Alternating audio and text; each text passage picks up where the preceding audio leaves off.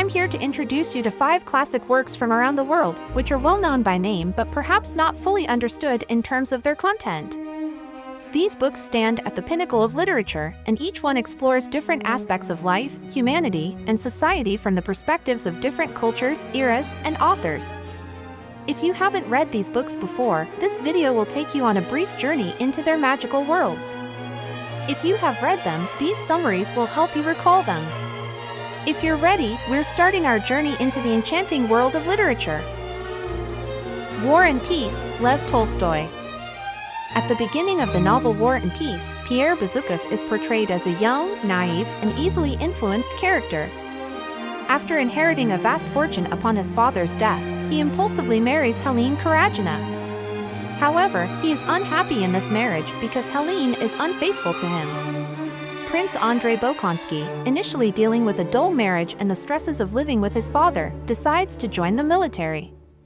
During his service, he gets severely wounded but manages to survive. While in the hospital, he reconnects with Pierre and meets Natasha Rostova.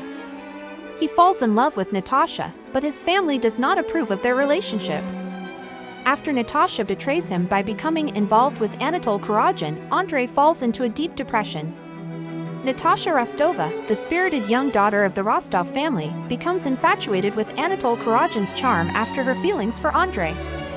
However, she later discovers that Anatole's intentions are dishonest, leading her into a period of deep depression. Over time, her relationship with Pierre helps her heal. The book extensively details Russia's resistance against Napoleon and its impact on Russian society.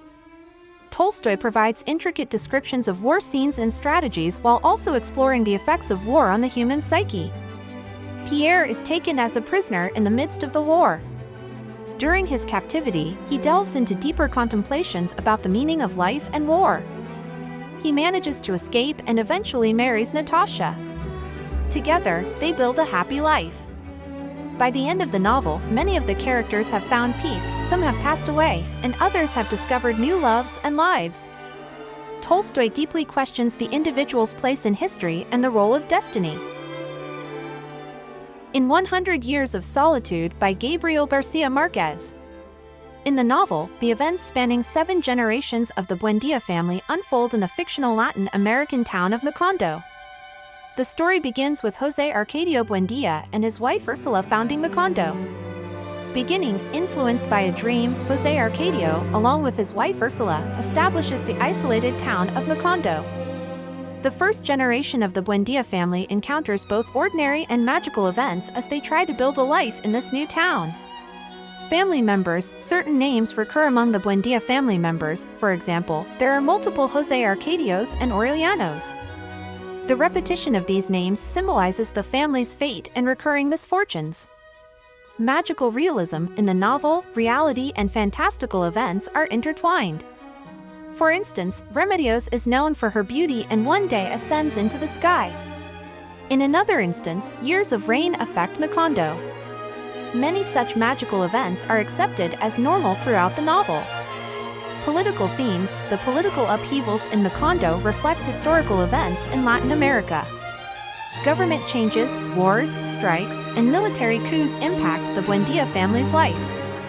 Fate and repetition, the recurring events in the lives of family members emphasize the inevitability of destiny. Many family members live out the destinies written in a pre-existing book. Conclusion, Aureliano, the last generation member of Macondo, discovers the family's fate and the town's destruction. The demise of Macondo and the end of the Buendia family bring the theme of solitude, present from the beginning of the novel, to its pinnacle. Ulysses by James Joyce. Context, the novel is set in Dublin on June 16, 1904, and its main characters are Stephen Dedalus, Leopold Bloom, and Molly Bloom. The novel is written as a modern response to Homer's Odyssey, and Joyce uses the characters in his work in parallel with the characters in Odyssey. Chapters and flow, Ulysses consists of a total of 18 chapters. Each chapter has a different style, structure, and perspective. Telemachiad, the first 3 chapters are narrated from the perspective of Stephen Dedalus. Stephen teaches his students, tries to collect rent, and eventually spends time with his friend Buck Mulligan in a tower by the sea. Odysseys. In this section, Leopold Bloom's daily routine is followed. Ordinary events such as breakfast, attending a funeral, visiting a bookstore, and sitting in a bar are detailed. Bloom thinks about his wife Molly while also grappling with the possibility of her infidelity. Nostos, Bloom encounters Stephen, and the two spend some time together. Bloom brings Stephen to his home. The novel concludes with Molly Bloom's internal monologue. Molly reflects deeply on her past loves, her relationship with Bloom, and her life in general. Features: Joyce pushes the boundaries of language in Ulysses. Internal monologues, free associations, and wordplay are fundamental features of the work. The final chapter, Penelope, is known as Molly's uninterrupted internal monologue and contains almost no punctuation marks. Ulysses is a work that requires in-depth reading and analysis. Joyce masterfully portrays the stream of consciousness of the characters, the daily life of Dublin, and the inner world of the modern individual. Metamorphosis by Franz Kafka. Beginning, the novel begins with Gregor Samsa, a young traveling salesman, waking up one morning to find himself transformed into a giant insect. Gregor, at first, cannot believe this new form and focuses on the practical problems it poses. He will have difficulty going to work. Family reactions. Gregor's family is shocked when they discover his new condition. Gregor's mother and sister, Greta, panic, while his father reacts with anger. The family locks Gregor in his room and doesn't know how to deal with him. Isolation and alienation. Due to his physical transformation, Gregor becomes increasingly isolated. His family avoids communicating with him. Gregor feels deep guilt because he has lost his job, which was his means of financially supporting his family. At the same time, he confronts his family's changing attitude towards him and their indifference. Financial difficulties. Gregor's inability to work leads to financial difficulties for his family. They try to make ends meet by renting out rooms in their house.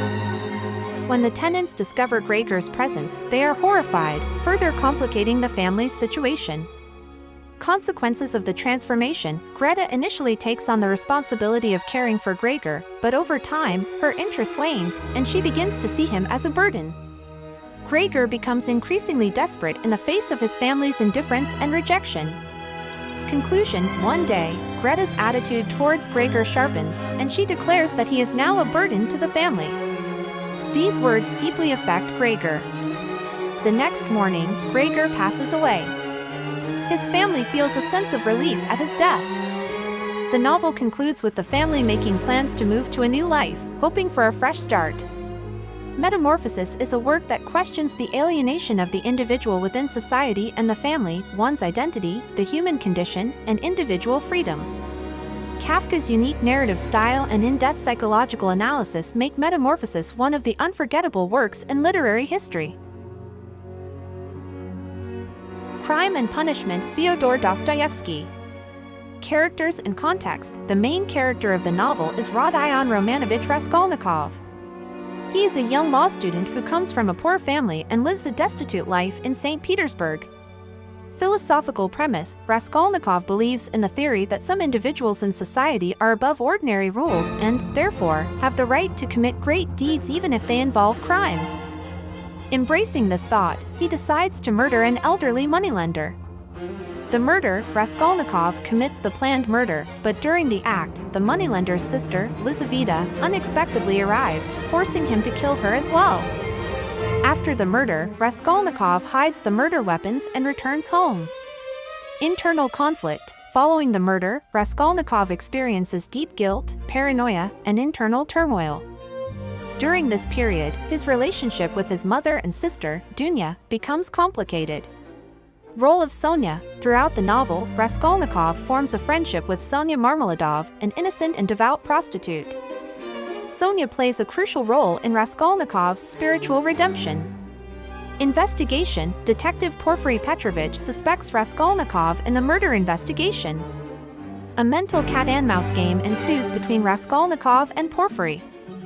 Confession. Under the influence of Sonia, Raskolnikov confesses to the murders and is sent to a Siberian labor camp. Redemption. In the final section of the novel, while serving his sentence in Siberia, Raskolnikov undergoes a spiritual transformation with the support of Sonia. Crime and Punishment explores profound themes such as an individual's moral responsibility, the power of conscience, the nature of crime and punishment, the impact of society on the individual, and the quest for redemption. Dostoevsky masterfully depicts the inner world and psychological conflicts of the characters, offering readers a glimpse into the complexity and depth of the human soul.